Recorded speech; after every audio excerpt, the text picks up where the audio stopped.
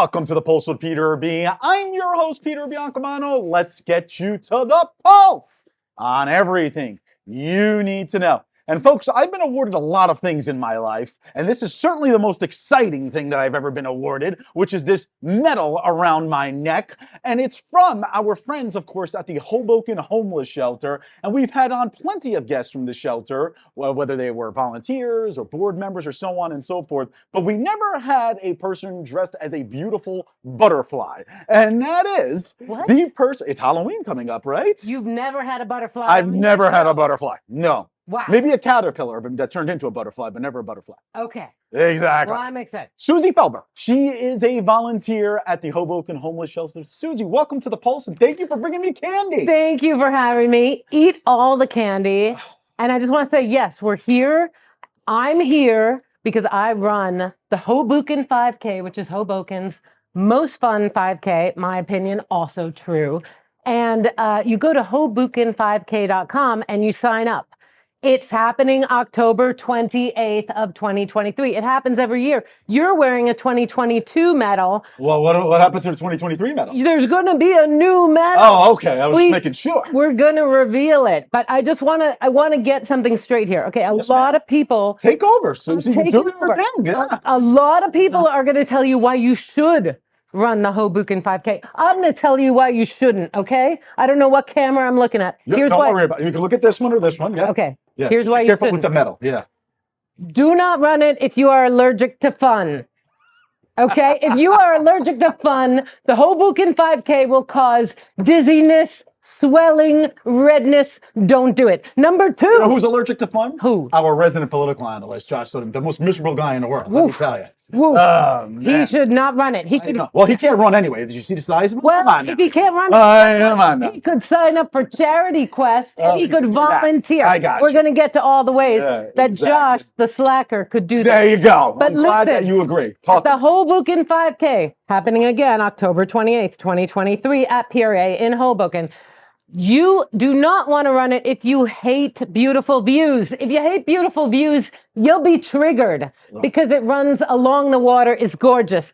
But the number three, is this three? I'm a butterfly. Okay. The number three reason you shouldn't do the Hoboken 5K is if you don't like to help people, don't do it.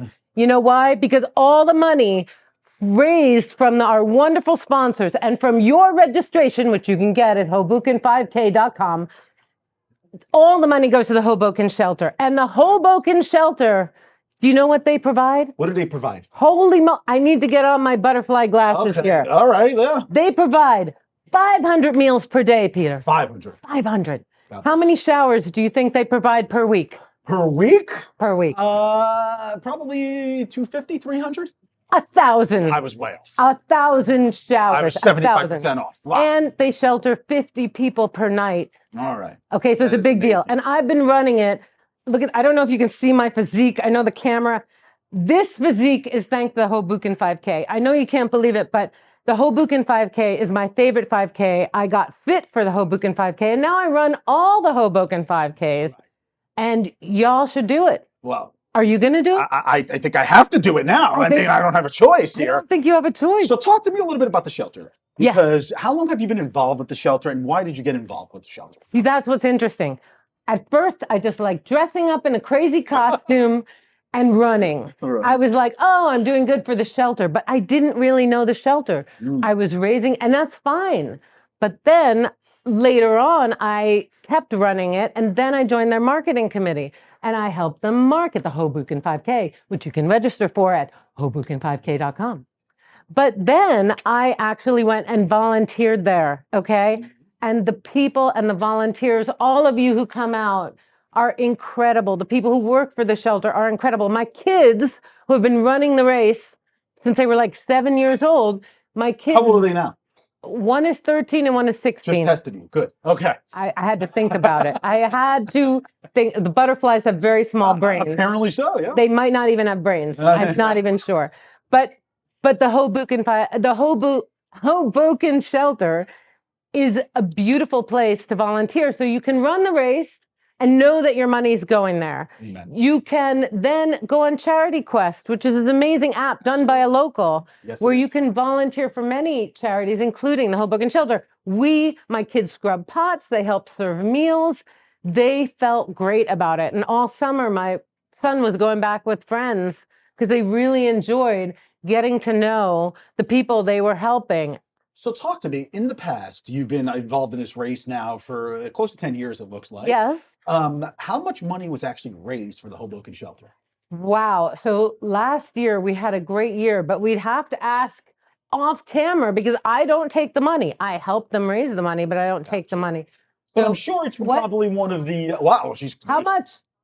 well, $100,000 for the shelter to provide the showers, the meals, wow. and then some people, the Hoboken shelter also gets people into permanent housing. It's So very you want to learn about it, you go to the Hoboken Shelter's website or just go to Hobooken5k.com. And the hundreds, probably, how many people normally run in a race, would you say? We have places. That's the thing. That's why you have to register. Yeah. We can take up to 2,000 runners. 2,000, wow. And we are we still have lots of places and we need more people to register. And where can they sign up? Say it again, Susie, for us. Gosh, let me think. Hobooken5k.com. There you go. Yes, there's a QR code. You can go. You can just We'll go put to the that on website. screen. So now, of the 2,000 runners that normally run in the race, Can they beat me? Is that your question? that is not, because I would never challenge you. I'm very, very frightened. I right now on doubt my they own could show. beat me. But anyway, do most people dress up or not? Okay, I'm going to say most people do dress up. A costume is not required. However, the last 2 years, Boring. Say it's required. it's not required, but most people do. And you're just joining in the fun and the spirit. You see over 1,000 weirdos dressed in costume running along the Hudson River. It is the most beautiful thing. It is the most beautiful I don't thing. think it's weird. And- Why is that weird? Yeah, it's just so great. My kids dressed up. And there's a kids race. If you have little kids who do not and cannot run 5K, the Scary Scurry Kids race takes place at 11 a.m., 1 hour after the start of this. And they run 1 mile, and it's a cheaper registration. And your kids, they love dressing up, and they have a 1 mile kids race. It doesn't matter if they just learned how to walk or they're bigger kids. Unbelievable. And now everybody gets a medal when it's over. Oh, everybody gets a medal. Mine is not even earned, but you need to earn yours, folks. It's not Okay? plastic. No, okay? definitely not. Look. And I run all the Hoboken 5Ks. Right. I love them, but no other 5K in Hoboken gives you a legit medal that makes noise on the table and is really Yes, yeah. Well, we wouldn't damage the table, but thank you. Thank you for one more time. We have less than a minute to go in this segment. Where can people register? Wait, you tell them. Where? How about Hobooken5krun.com? No, I got it wrong. Damn it. Hobooken5k.com. And that's I was off by 3 words. That's boo with 3 letters. 2 O's. HOBOOKEN 5k.com. Susie Felber, volunteer at the Hoboken Homeless Shelter. The pulse. What's your pulse? What's your feel it? Is it good? It's going. I hope so. He's excited. Unlike Josh, I work out 4 times a week. But anyway, so Shame on Josh. exactly. Thank you so much. Thank you for all your hard work that you do at the shelter. The shelter is so important to this town to house, to bathe, and to feed the most vulnerable population. You got it. Thank you so much. Thank you, Peter. See you next time. Good luck on your race. Don't get up. Don't worry. I gotta fly. You gotta fly away. Excuse me. All right, folks. We will be right back.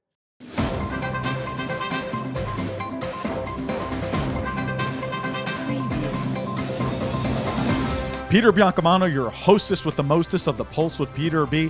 Folks, don't forget to go on our Facebook and our Instagram pages by searching The Pulse with Peter B. and like and follow us on each of those platforms. We're constantly updating those pages with previews of each week's segments and cool stories. Also, if you have any questions, feel free to reach out to our email address at thepulsewithpeterb@gmail.com. Welcome back. I'm your host with the most on this segment of The Pulse with Peter B. And I'm so happy to be joined not by that bum Biancamano, but by Councilwoman Tiffanie Fisher of Hoboken's 2nd Ward. Thank you so much for joining us today. Thank you for having me. So I know that you've been in office. Everybody out there in TV land and on the internet knows that you've been a loud and proud person for your ward and on the council. But for anybody that doesn't know, why don't you tell us how long you've been their council person and what brought you to run in the first place? Sure. So I have been I was elected for the first time in 2015. I was elected a second time in 2019, so I'll be running for my third term. And really what kind of led me to public, service was waterfront activism. I was the county board president at the Hudson Tea building for a number of years. We thought that an area right next to our building was going to be open space, and then a developer reneged on their promise to the city. And myself and my neighbors, and quite frankly, the whole neighborhood came out to fight it. And I just got really involved. I always talk about everyone has their moment that gets them off the couch, and that was my moment. And not in a million years did I think it would lead to running for city council, but it really was the beginning of my path, and I've never looked back. I've been a waterfront activist ever since, and I love public service. Now, many people see you across town, across all the different wards, all 6 of them, as the leader of the opposition. And sometimes in a legislative body, you have to work with people that you don't always see eye to eye on. What have been, in your 2 terms, your greatest accomplishments from your perspective? So I would say everything relating to the waterfront to date is a greatest accomplishment. Something that was from a few years back was renegotiating our contracts with our water company. I mean, we were able to free up about $35 million for Hoboken taxpayers to really invest in our infrastructure. That was money that was tied up in a bad contract that wasn't for us. It was going in the pockets of Suez at the time. And that's like a big, that's the kind of details and the financial acumen that I bring to the table. I would say we've saved an additional $10 to $15 million in taxes fighting the mayors. Every year he puts up big tax increases, and for a number of years I really led and pushed back and said there's too much, fat spending. So that's probably another major accomplishment as well. And really it's just the day-to-day, every little thing is an accomplishment, and the best ones are when I work with a neighbor that has an issue and then we were able to address that issue, whether it's big or small. To me, they're always big accomplishments. So tell us, what do you think the next challenges are, or the challenges that are currently facing town that you want to get to if you're elected to another term?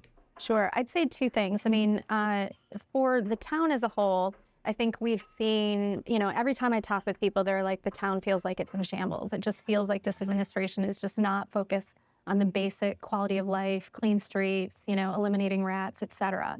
So that's something we want to just kind of continue applying pressure, bringing our independent voices to that conversation, and really getting the administration to act. Clearly for Second Ward residents, it is finishing what we started. I mean, we started the fight against Monarch in 2011, and now this is when we get to plan the open space for the Monarch site. We started the fight against Union Dry Dock in 2015, 2016, and right now the fight really is still continuing, notwithstanding the mayor has said that we're going to get it back and it'll be a park. Really, New York Waterway just started its occupancy there. My neighbors are flipping out, and we need to continue fighting to make sure they leave. And then I would say the biggest thing for the Second Ward is just the next 3 years, we're going to be in a giant construction zone. It's rebuild by design is being built, and the end goal is amazing for Hoboken, but it's 3 years of pain for the Second Ward, where it's going to be, just a giant public works project throughout the neighborhood. So there's so much, you've clearly done a lot in the previous 2 terms, and you have identified different issues that people in your ward feel are very, very important. And I'm so happy that you're with us, and I hope that you'll stay with us past the commercial break, Yeah. And we can get into other issues and maybe your things that you like to do outside of politics. But everyone out there in TV land, stay tuned. We'll be right back. Welcome to Hudson River Care and Counseling. Hello, I'm Dr. Pam Pater-Ennis, the CEO and founder of Hudson River Care and Counseling, with over 30 years of clinical social work experience and therapy. We are a progressive counseling and coaching practice with a diverse team that brings a holistic approach to clients. We offer support both in person and through digital platforms such as telehealth. Consider us a safe haven that you can trust with care for your mental health needs. Visit our website to set up a consultation today.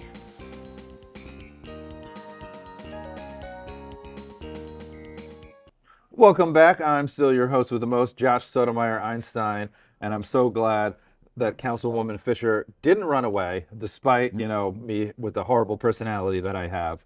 But before we went to commercial, you were talking about how your ward is going to be a construction zone because of the rebuild by design process. Yeah. And I know it's been a while since the hurricane.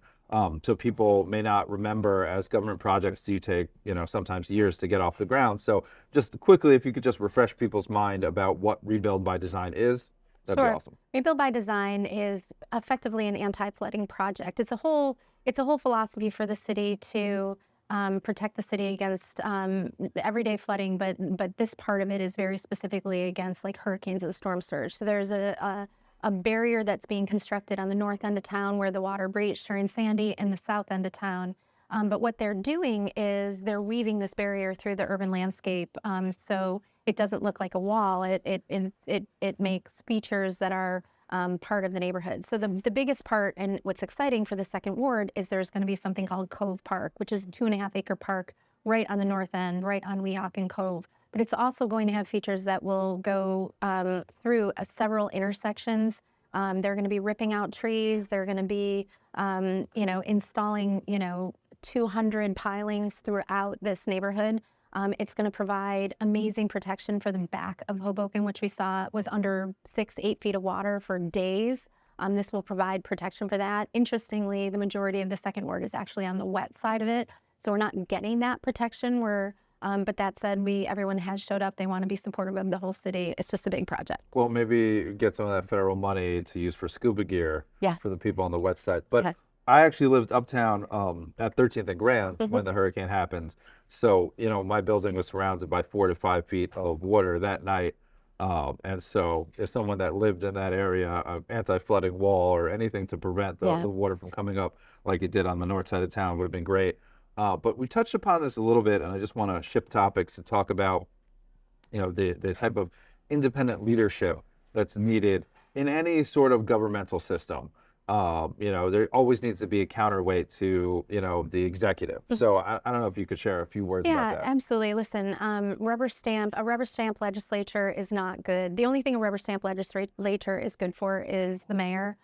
It's not good for the citizens of Hoboken. If you have a rubber stamp legislature, then basically what you have is no debate whatsoever on any issues. Things just get put through. The public doesn't have a seat at the table. And independent voices are really needed on the city council. We have kind of a split council right now.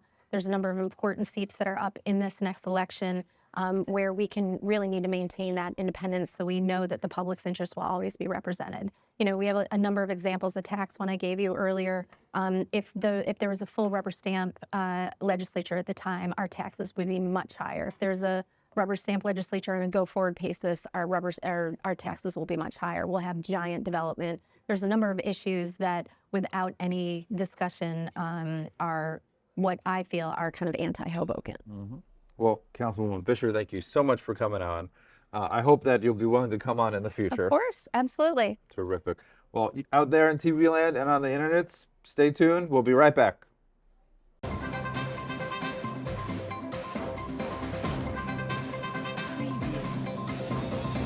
Peter Biancamano back with you. Don't forget to watch us on cable access every Sunday and Monday at 9 a.m. Optimum Channel 18, Files Channel 46, and Comcast Channel 190. Also on Sunday mornings at 9:30 a.m., you can watch our show on our YouTube channel, and you can also binge watch all of our old shows. Who doesn't want to keep watching The Pulse with Peter B? We'll see you there. Welcome back to The Pulse with Peter B. Still here at the beautiful Il Tavolo di Palmisano, located at 700 Clinton Street in the beautiful city of Hoboken, New Jersey. And we're so glad to have a special guest here today. And she is not very familiar with the show, that is. And that is, of course, the founder and CEO of Hudson River Care and Counseling, Dr. Pam Pater-Ennis, with offices at 310 Cedar Lane in Teaneck, New Jersey, and 63 A, 8th Street here in Hoboken, not too far from El Tavolo, just a few blocks north from here. Dr. Pam, thank you for coming to El Tavolo today. Thank you. This is a fun setting. Exactly. I know. I figured I'd give you some flowers, right? Yeah. Exactly. Good food. And good food and plenty of it. Coffee. Exactly. Exactly. So, Dr. Pam, we did ask our audience to come to us and ask questions to you. And this is exactly why I'm doing this segment now with you, because, you know, I can't answer any of these. We have to have the mental health experts, the top mental health experts in North Jersey, of course, at Hudson River. I know, pressure is on, right? Exactly. So we did receive a number of questions, and we want to thank the audience for sharing a lot of personal information with us so Dr. Pam can answer your questions. So this is going to be a little bit of rapid fire. Are you ready? First question is, I am in an abusive relationship with my husband, and we need couples therapy, but he does not want to go. Every time I bring it up, he berates me and puts me down. What actions should I take? Well, first of all, I'm so sorry that you're experiencing that. And I would say, and I would say this to a lot of people, why don't you just come on your own? We'll share the information later in the segment and give us a call. And if I can't get you into my schedule, someone on my team will. We have a lot of expertise in domestic violence and in trauma. And in fact, sometimes in an abusive relationships, it would be contraindicated to see a couple like that, because it might actually make it worse. So I would encourage you just to come on your own and get the support you need. Okay. And I wish you well. That's Thank very you for tough. that. Yeah, it certainly is tough, and we both wish you well. Next question, Dr. Pam. My dog, Coco, has been acting irrationally towards me for 6 months now. It's causing me great stress trying to deal with his viciousness. He's only 6 and is supposed to be an emotional support animal. Do you practice pet therapy, or do you have any recommendations on what I can do next? Well, wow, that's an interesting question. We don't practice pet therapy. We at times have written people letters to get an emotional support animal or even a therapy animal. But what I'm wondering, and this, I want to say this gently, I'm wondering if you are struggling maybe a little more with your own issues. Maybe you're more stressed or you're more anxious. And I'm wondering if the dog is responding to that. Now, animals I'm not a pet therapist, so I know animals respond to stress in a household. So I'm wondering if the dog is picking up on your emotions. Certainly you can go take the dog maybe to someone who does specialize in dog behavior, maybe a dog training program or something. But in terms of the human part of this, I would say give us a call, and maybe you're struggling and maybe the dog is sensitive to that. And again, our contact information will be at the end if you want to reach out. And it is true that animals and pets, for this matter, can relate to a human's actions, correct? Whether they're stressed or have anxiety or so on and so forth. Whether it's a positive emotion or a negative emotion. Interesting. Very, very interesting. All right, next question. Like I said, rapid fire here. I really would like to start seeing a therapist again. However, I don't want to go over my past for the first few sessions. I just want to discuss the things that are bothering me right now. Can I get a session where I don't share my life story first? And then I have a follow-up to that. Why is it important for a person to share their life story before they get into the issues they're having now? Well, usually we would, yeah, that's a really good question, because I mean, sort of like the old TV therapists, they always ask for your past. And honestly, we do like to get people's stories. But initially, if someone says to me just that they're just stressed, they're tired of it, they've been in therapy. And sometimes when you're in crisis, you just want to get to the point. Of course, give us a call. We'll go over, we'll handle your immediate crisis, but it is important to know so we can help you on a deeper level if you want to really make permanent changes. But in the immediate, of course, we'll work with you for a few times just to answer whatever things you have going on right now. Understood. And give some practical advice. Just wondering, Dr. Pam, what is the percentage of people who come with things they want to talk about where their past experiences have an effect of what's going on now? Most times they do, honestly, because we only can bring in what we know from our families of origin, or perhaps from our culture, from maybe even from our respective religious backgrounds, and that all those factors influence us. Interesting. Okay, the next question. Is there a difference between a sex therapist and a regular one? A friend of mine is having some issues, and it's really causing him a lot of depression. I've known him for 20 years, and I'm hoping this can make him feel better. Do you have any recommendations? Well, that's a good question. There are sex therapists who are also licensed mental health professionals, whether it be a marriage and family, usually a marriage and family therapist, or a social worker, or a psychologist. Just be careful that he goes to someone who's licensed. That is a person who does specialize in sexual dysfunction, whether it be in the context of a relationship. But if it's something more medically based, that person probably should see their physician for starts. It's hard for me to know from the question. But also, and not to make this more confusing, in the context of doing couples counseling, many times we do look at obviously intimacy and sexual issues. But maybe that's not the only issue that's being dealt with in that context. Understood. Okay. So depending on what the issue is, right, you can need to handle it or talk not. to someone, maybe start with a more general therapist to assess what the issues are, and then we can always refer out. Or sometimes we do have someone on our team, for instance, who does do this work, but it's always in tandem with the other counseling we're doing. Very interesting. You know, Dr. Pam, this next question, people always feel free to take a jab at yours truly. So, and this person did. They said, no offense, Peter. My favorite segments every month are the therapy ones. Well, that's good to know. We love Dr. Pam. It's very flattering. Dr. Pam, do you accept all insurances or no insurance? I'm having second thoughts about my marriage after 3 years, but he treats me so well and would love to get an expert's take. So this person actually seems like her partner is good to her, but she's still having second struggling. thoughts. And the insurance question, obviously. Yeah, I'll start with the easy part first. The insurance-wise, we take pretty much everything. And again, if you look on our website at www.hudsonrivercareandcounseling.com, it kind of lists really, and then, but you can talk to our intake coordinator too, and her name is In Young Sung, and she'll help you with that. Beyond that, wow, I'm sorry you're struggling. That's a new marriage. And again, let's take a look at it. Let's have someone sit with you, and we can do virtual or we can do in person, and either Teaneck or in Hoboken, and let's see what you're struggling with. It sounds like it may be something you're bringing into the relationship, or it's hard to know, but it's certainly not uncommon struggle. Yeah. Well, we do have less than 30 seconds left, but I do want to get to this question because we've covered this at length through My Sanctuary Healing in many of the segments before. Oh, yes. And this is the last one I wanted to ask today. It says, I was molested as a child in the church my family still attends.